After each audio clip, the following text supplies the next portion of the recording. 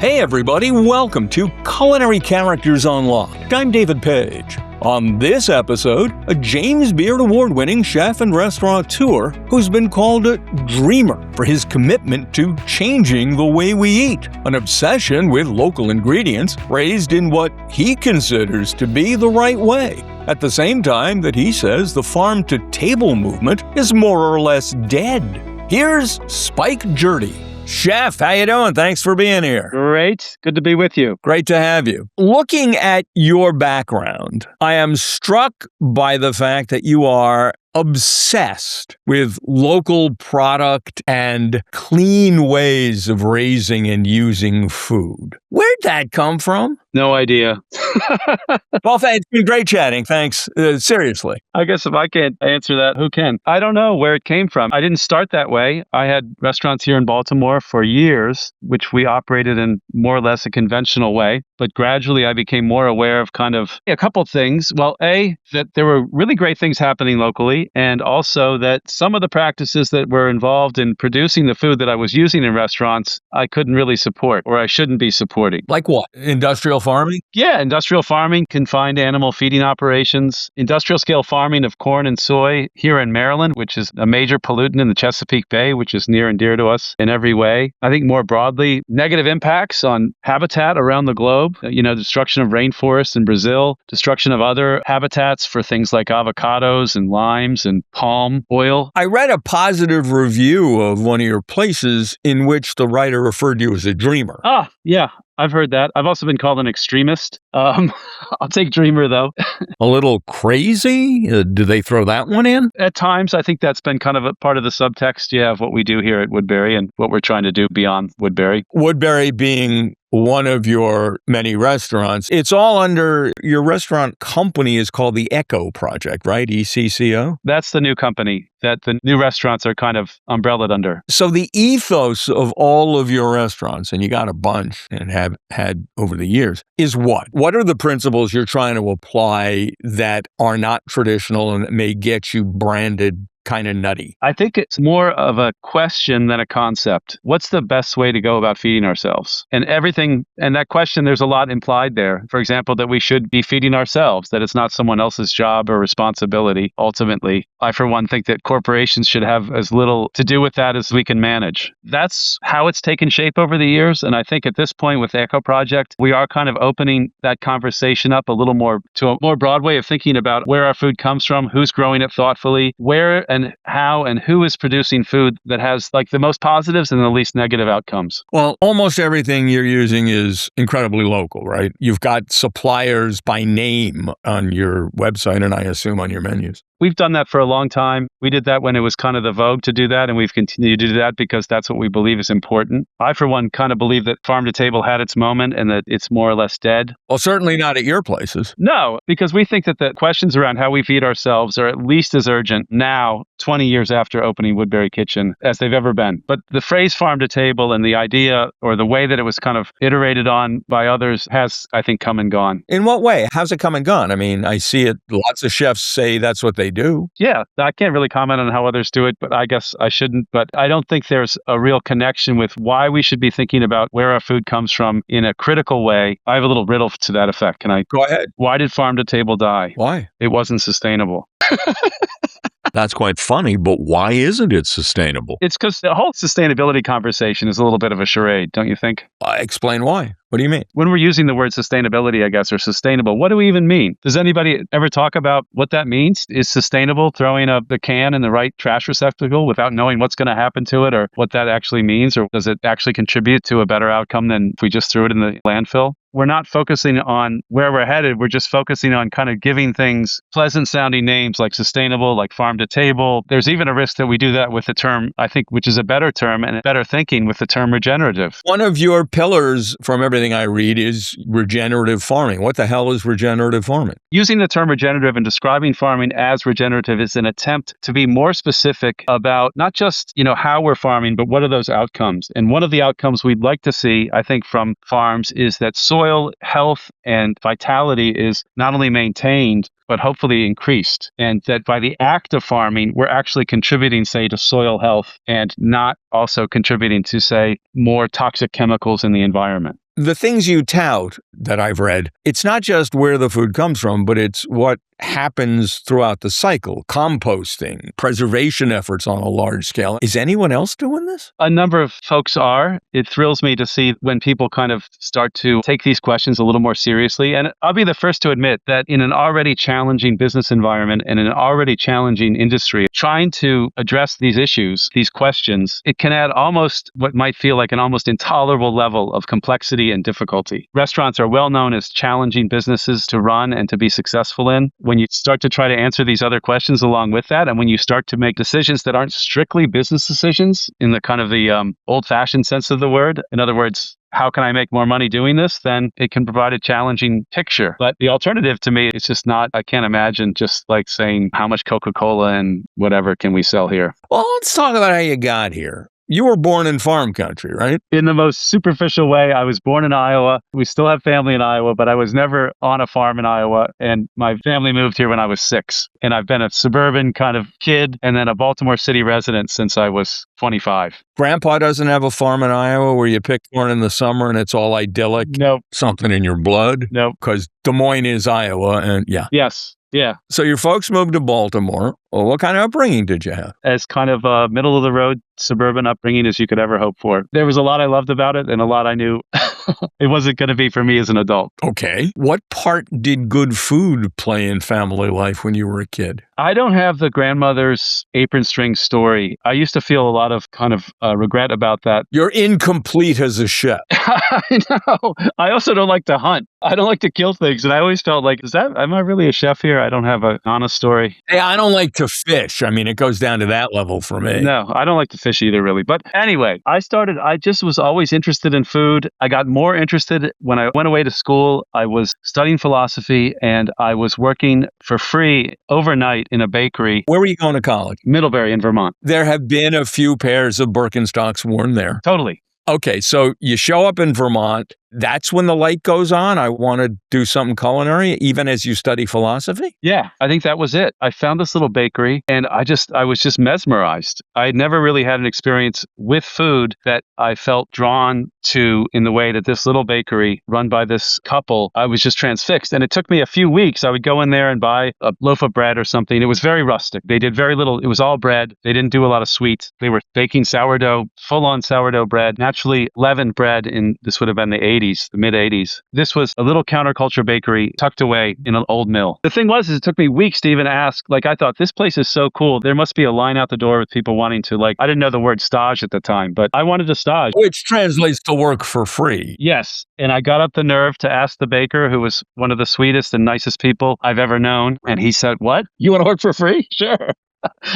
And he said, "Be here at midnight the next night." And I showed up at midnight and around 1:30, he rolled in. And we got going. We'll be right back. Okay, so you're studying philosophy, and I guess after that, Chinese. Same time. Chinese language, yeah. Perfect foundation. Which Chinese dialect? Mandarin. Still speak? A little bit. The light goes off. You're in this bakery. How did it inform what you would become? How did it make you become what you are? I never get to talk about this, and I'm so grateful that you asked me because it was a chapter that it almost seems like kind of a pre-culinary in a sense. But I got to see food playing a role in people's lives that I'd never experienced also. It was great, nourishing, whole grain bread. And people were showing up because they were hungry. People were showing up because they needed, this is Vermont in the winter. They needed a warm place to hang out. People were showing up. It wasn't my thing at the time, but people were showing up to buy and sell weed. But people were showing up for community. I was just kind of a wide-eyed bystander to this amazing thing that was happening between 2 and 6 in the morning or 2 and 8 in the morning. It never really left me. There was also a funny thing that was happening is right next door, there was a macrobiotic kind of a little restaurant. And the guy he wasn't really kind of walking the walk of selling healthy food like he was kind of reporting. This is again in the 80s. And the guy that I was working for was like, that guy's full of shit. It's bullshit. He's just selling folks just kind of a bill of goods. It was the first time it had ever occurred to me that something in the food world might not be what it's made out to be. And so it was all of these experiences they really helped me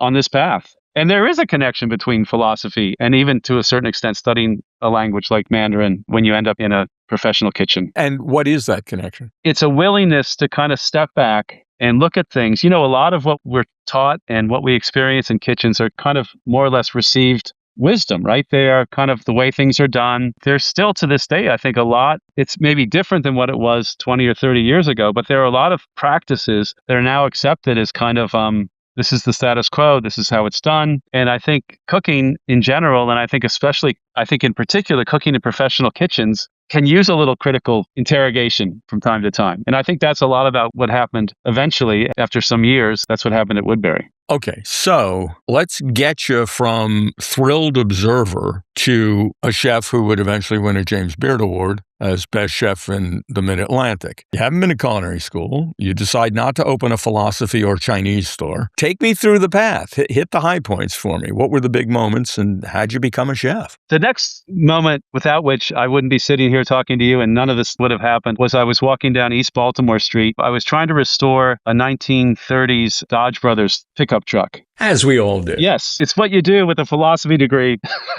And when you're not speaking Chinese. Right. And so I had this starter motor I was trying to get rewound. I walked by a little pastry shop that had just opened called Patisserie Poupon, like the mustard, gray Poupon. It was open, and I went in, and as recently ex-college students do, I said, do you have any day-old or half-priced pastries? And they were like, we don't do that.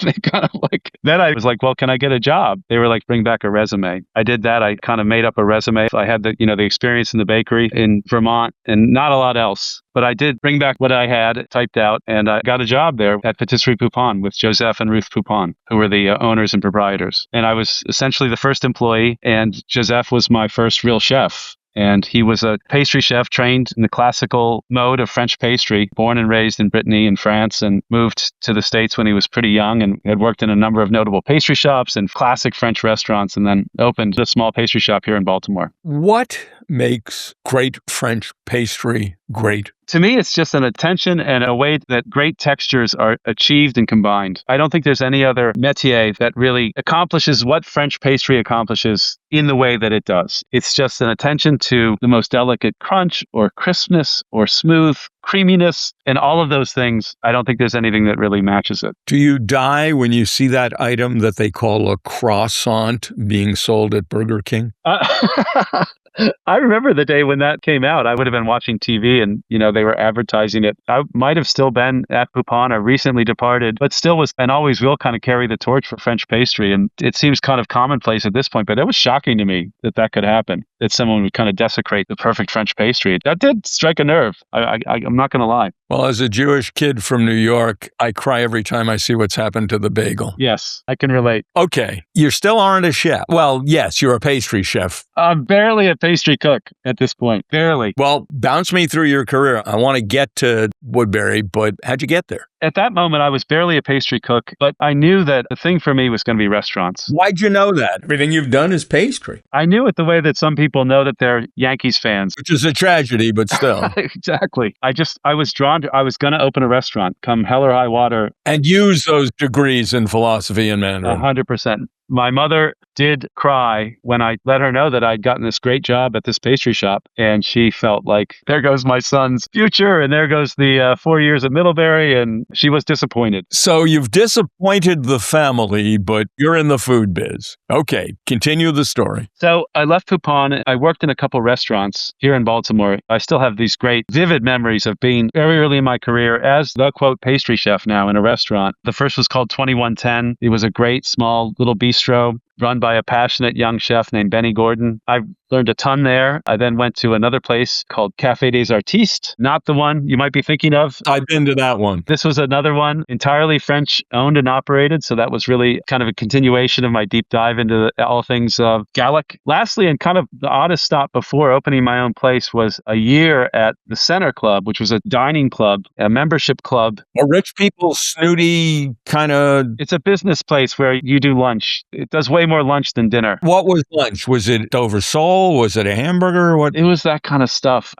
It was burgers. It was steaks. Chicken pot pie? I doubt it. It had a little more continental kind of quality. And I made the worst dessert in the history of the world. It was something I inherited, but it was a favorite of the members. And when it's a club situation, the members call the shots. Yeah. And so this was called an Alsatian cheesecake. It was a big ball of highly sweetened cream cheese on a cutout piece of frozen puff pastry. It wasn't baked at all. And then we did a a little chocolate squiggle over the top. Oh, the perfect representation of the region that brought you choucroute. Yes, exactly. It was so disgraceful. Horribleness aside, is this where you crossed over from pastry to savory? No, I was still all pastry. I never crossed over until You didn't cross over till you opened your own place with no training in savory cooking? No, crazy. Don't do it. Kids, don't do that. Well, you got a pair. I didn't know what I was doing. In retrospect, I should have taken way more time. I should have traveled. I should have gotten to Europe. I didn't do any of that. You looked up one day and decided to open my own place? Yeah. My dad and brother got on board with this idea. My brother had even less experience in restaurants than I did. My dad was a recently retired manager from Procter & Gamble, having spent his career making ivory soap. And perfect training for a restaurant. Yes, the next idea, the three of us are going to open a restaurant. So what'd you open? We opened Spike and Charlie's. Spike and Charlie's Restaurant and Wine Bar. It's referred to in something I read as Baltimore's first wine bar. I'm not going to argue with that. That was the era. This was 1991. It's the era where, if you see Burgundy on a menu, it's probably Gallo. It was a different time, to put it mildly. And what were you cooking there? A creative take on American food, I have to say, right out of the chute. I look at those menus sometimes and I'm like, you know what? This could fly today. Like, name a dish. We did seared scallops in a cast iron pan. What's the right way to sear a scallop? Is it oil? Is it butter? Is it just the pan is sizzling hot? What do you do? I start with oil on the scallop. The pan is hot, but it's not like Paul Prudhomme hot. It's not like white around the edges. It's nice and hot, seasoned, and then down, and then reduce the heat. You'll get a nice sear, and then you can add a little butter. You can add some aromatics. You can baste a little bit. You can turn them. Back in a moment. So you're doing scallops, you're doing steak. Yeah. I remember we had a $15 ribeye on the menu. This is how I learned about food costs. We had a $15 ribeye. The ribeye was at that time costing us about $7 for each one. And I thought, we just figured it out. Like, people are going crazy for this. And then my dad, who had the responsibility of trying to rein us in, just pointed out, like, you're losing money on each one of these. And that's not how it works. So welcome to the world of food costs. Is this where you became a talented chef? I'm not sure that really applies to me. I think it's where I started to learn about running your own place. It's where I first hired people. It's where I first fired people. It's where I first got to have guests yell at me and guests also praise me and everything else that comes with the wonderful world of restaurants. You then opened a string of restaurants over the next few years in Baltimore and D.C. Was there a unifying theme to them? Not really. No, at the time there wasn't a theme. There was just, we had some cool opportunities to be in some cool locations in Baltimore. We opened a little neighborhood cafe called Junior, which is still near and dear to my heart. We opened a very kind of wild, swing for the fences, modern looking fish and shellfish restaurant called Atlantic. And we took over another restaurant in a really cool museum here called the Visionary Art Museum. It was called Joy America Cafe. And that we focused on, to my everlasting regret, cuisines of Latin America and the Caribbean, which I had no business trying to explore in that way. You're not criticizing the cuisine, you're criticizing your execution. I love the cuisine. I don't think I did it justice, but it was a sincere form of whatever. An homage. An homage, if you will. I think the word we have for it now is exploitation, but it didn't feel that way. Or appropriation. It didn't feel that way at the time. It kind of depends how you approach it. I mean, you can be Rick Bayless crediting Mexican chefs in Mexico. Yeah. Or you can be Andrew Zimmern telling the Midwest that you're going to save them from shitty Chinese food. Okay. The pivotal moment in your career would appear to be when you opened Woodbury Kitchen in 2007? Yeah. How did you get to that? Was it percolating in your mind? And was this the first place that you really said, let's do it all differently? Yeah, that's exactly what happened. My brother and I had kind of decided to part ways in an amicable way. He wanted to be more on the bar and pub side of things. This kind of awakening started at the places we just talked about. I became aware that some of the products we were getting weren't things that I would feed my family. 40 pounds of random chicken breast is that's what they call it in the business, random chicken breast. And I thought that really is a great description because you don't know where it came from. You don't know how it was raised, how it was handled. You don't know anything about the conditions of the people that processed it and got it to this condition. I just didn't want to work like that. At the same time, I'd become aware of the great farmers in this region that were doing incredible work, growing beautiful produce and animals raised on pasture. And that became important to me and important to be able to work with that and kind of explore that because it's not not something I find that is easy to kind of layer into an existing business. You have to start a business with the idea, in my opinion, that these things are important and you're going to prioritize them and you're going to try to the extent possible understand what the implications are for doing things in this way. And the implications off the bat are everything costs more and there's more work involved. And do you make less money? Is your profit margin slimmer? Yes. And you made that choice because money and everything, or? Because I felt like these questions were too important not to try to answer with our business. I felt like one of the worst things that our food system, that our industrial scale food production does is externalizes costs out into the world without any sense of what the implications are. So we have problems with our health system. We have numerous ongoing and intensifying problems with our environment, including climate change, including the Chesapeake Bay that just never seems to get beyond the point of bare subsistence. And as I became more aware of our food system's kind of involvement with these problems, I didn't want to run a business that contributed to that. What were you serving there? Woodbury was all about basically taking the best ingredients that we could get. And at the time, it was largely local. That was our starting point, and trying to create deliciousness with things that we had. One of the things that happens, I think, when you do that is that you become more aware and I think a little bit more respectful of the traditions of the cuisine that's from this part of the world, the kind of the mid-Atlantic Chesapeake cooking that's been happening here for 400 years. And this was very much a product of kind of a mixture of Native American and enslaved Black American and colonial influences is what I believe created kind of mid-Atlantic cooking of the last 400 years, and is certainly the traditions that we've come to know and love. So just give me a couple of mains or a couple of apps that I would have gotten in the heyday of Woodbury Kitchen. We got local cornmeal and made the beautiful little cast iron cornmeal out of we had a wood-fired oven that was absolutely kind of the beating heart of the restaurant. What were you making with, was it cornbread or? Yeah, cornbread. I always do so poorly on this part of the quiz, which is like, name some dishes.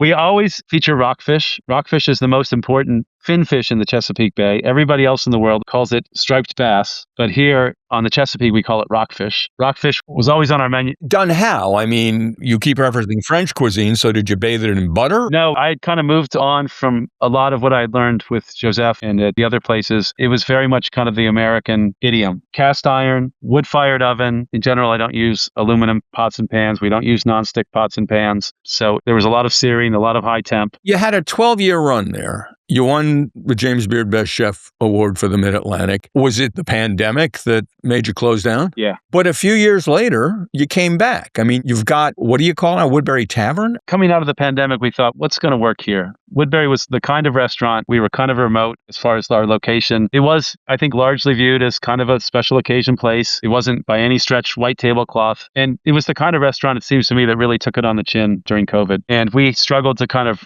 think about what it would mean to come back. And I thought we could lean into events. Events just seemed like a more favorable economic proposition for a restaurant that was trying to get back on its feet after COVID. When you say events, you mean I should bring my family for dinner on our birthday, or I should book your banquet room? You should book at the banquet room for a wedding or a big retirement party or a big holiday party. We basically flipped the restaurant from having a 100-seat dining room and a 30-seat event space to having a 30-seat restaurant, the tavern, and a 100-seat event space where we can do nice weddings or anything else. We created an event kitchen that had the right kind of cooking equipment for that kind of service, so we could cook to order and not be reheating a lot of things. And then we built a smaller kind of tavern kitchen to do a la carte service for the tavern for 30 guests at a time. I'm looking at a write-up. The writer mentioned you got oysters 3 ways, raw, roasted, and fried. When someone comes in, they get the free tavern board, crackers and cheese, and what? You're laughing at me. You make it sound so good.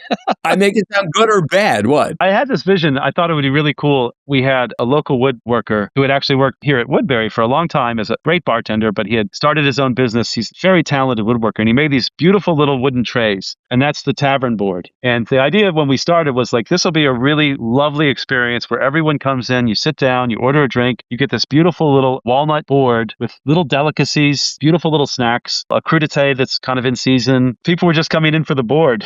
Hacking Woodbury, they were getting this free board, and then they were kind of like, oh, we're good. We'll take the check. I'll have a drink and leave. Yes. So did you stop doing it? Is it still? The board is still, it's so much part of the vision that we now offer it as a menu item. You got a rye-aged ribeye au poivre. It's aged in rye? Yeah, we take a whole bottle of Rittenhouse rye, trim a beautiful local ribeye, and then we soak cheesecloth in the rye and wrap it multiple times. And that's how we rye age. And I'd read about the fact that butchers in France would do this with brandy. And I thought, let's try it. It's a lovely steak. I'll be in 2 hours. Speaking of France, you recently opened, my French is terrible, so pronounce it for me, you Provence-inspired bistro. What's the name of it? La JETEE. Which means what? The JETEE. Makes sense. Why Provence? I'd been to Provence. I love Provence. In particular, there were a couple people that had worked in Provence in the 80s, 70s and 80s and 90s that had been a huge influence on me to the extent that I visited their respective kind of places the last time I was there. And those people were Lulu Perrault from the Domaine Tempier wine estate, kind of an iconic producer of red wine from that part of the world. She was kind of the matriarch of an incredible family and was internationally renowned for her cooking and her ability to feed large groups of people in these incredible Provencal celebratory ways. And then another interesting figure for me is Richard Olney, who was born in Iowa, as I was, but moved to France when he was, I think, quite young, lived in Paris for a while, but then eventually settled essentially in the south of France, not far from Tempier, and became, through, I think, sheer dint of his ability to focus and document and question, he became a great authority on French food and wine against all odds because, this American, it was even more so back then, I think, very kind of insular world. And became great friends with a lot of the folks, the great chefs and food personalities of that era, again, 70s and 80s. In particular with Lulu, he wrote her cookbook, essentially. He took what she did in a kitchen and translated it into a cookbook called Lulu's Provencal Table. That book and that style of cooking and his ability to kind of make sense of it and preserve it in a way is kind of the basis for our exploration of that food at La JETEE. What is Provencal cuisine? It is the great food of the south of France that's based, I think, principally in the warm weather products of olive oil and olives and incredible fish and shellfish from the nearby Mediterranean. And what's on your menu that fulfills that description or that mandate? The first and most iconic dish of Provence is bouillabaisse. The challenge for us is to make a great bouillabaisse that's respectful of the tradition, respectful of Lulu's kind of approach, but not by flying fish halfway around the world to do so. So we take fish and shellfish from the nearby Atlantic and the Chesapeake Bay and make our bouillabaisse, which I'm very proud of. It ain't local saffron, is it? It ain't local saffron. In this day and age, and one of the reasons I say that farm to table is dead is because I think that the appeal, if there ever was kind of a commercial appeal to this idea of eating locally, that's been superseded, I guess, by other concerns and interests. Such as? Well, I think there's an appreciation for global cuisines that were the center of attention in the 90s or the early 2000s, and other things, like weird things, like Maha stuff, other concerns and interests. What else on the menu? Give me another item that is your respectful interpretation of something I'd find in Provence. We do adobe. Which is? What's adobe? Just a very simple red wine-based beef stew. Oh, I'm looking at your menu. Braised beef shin, lardons, cipollini, noodles, aged cheese. This is as much a page out of Lulu's book as anything we do. And I was surprised to see the kind of the pasta component. So we have a little extruder and we do a little spelt noodle. And then we have this great cheese from the farm at Doe Run called St. Malachi. And that's kind of our little grated cheese over the top. It's lovely. Okay. Now let's discuss the financial reality. I understand you're willing to make less, but I had a chef who won a James Beard Award last year say to me of long-term viability, I don't want to put a burger on the menu, but I will if I have to. You have a burger on the menu. Why? I mean, in this particular case, the opportunity for La JETEE is in a hotel. There are just the realities of that location. Certainly the hotel diner and the Baltimore diner, we're also open breakfast, lunch, and dinner, and then some. And so something like a burger is something you'd be, I think, hard-pressed to go without. And this is an ever more competitive landscape that we're in. And while my never-ending focus is going to be how can we return value to growers? How can we create a business that just by opening up, turning on the lights and getting the wheels turning, we can do something that I think has a positive impact on our local food system. I can't do that while kind of maintaining a deliberate obliviousness to the market realities. I can't exclude things from the menu. We no longer, as we did for years at Woodbury, exclude citrus. I can't do that in a hotel. Our idea at Woodbury was to maximize every penny returned to growers by not buying anything that local growers didn't produce. No olive oil, no vanilla, no black peppercorns, no citrus, because we could find kind of stand-ins for a lot of those things. And if we did, then that value, instead of going to a commodity monoculture citrus grower in Florida, it's chemical dependent and not something I want to support, we could support a great small scale local vinegar producer. So we get sourness instead of from Florida lemons, we get it from local sources and returned the value that we would spend on those ingredients to local producers. But you can't be oblivious to reality. You can't. I would say the high watermark for us was we had a brief foray into DC. The Obamas were customers. That was the time that we were open. And we had a server that was braver than I would have been, tell President Obama that he couldn't have a lime in his vodka soda. And how did the president react? I guess he was okay with it. I don't know. To this day, my head is off. I think I would have probably tried to go find a lime. How many restaurants do you have now? Just 3. Let's get to your most recent. I mean, this opened just a few weeks ago, right? Bar DALI? Yes, going there right after this. What is it? It's a tapas bar. The small plates of Spain. The small plates of Spain, but more importantly, the vivacious social culture of going out in Spain. Obviously, the small plates are a centerpiece of the experience, along with great vermouth and wine and beer and sherry. But just the energy of a tapas bar in Madrid is kind of what we're going for. You know, it's fascinating. I lived in Europe. I think I've eaten in any number of sophisticated places. But on a vacation to Spain a few years ago, my wife and I signed up for a Madrid tapas tour. I put aside the snobbiness and had the time of our lives. Just going from bar to bar and what a great cultural wonder that is. Yes. Just great. It's the kind of trip where you go and you experience it. And as soon as you're back, if not sooner, you're back looking for flights and you're like, we gotta get. Yeah. I'm looking at your menu and you've got the best hits, bravas, the potatoes, or tomato bread, which is just tomato and olive oil on toast. And I'm reducing that in a way I shouldn't. But what is it about these simple dishes that's so damn good? I think it's the fact that they've been kind of, I don't know if it's even refined, but they've been practiced since, as far as we can say, time immemorial. Like they are just part of the fabric there, as is going out. Like it's just so well done. Our challenge at DALI is to translate the same great flavors, the same great experience, say of croquetas, but with local ingredients. Explain croquetas for anyone who does not know. Croquetas are the great little fried dumplings, I guess, that are ubiquitous. So fried on the outside and kind of creamy and always with some delicious, ham is very common, ham and cheese, vegetables, salt cod, things like that, but always fried and crispy on the outside.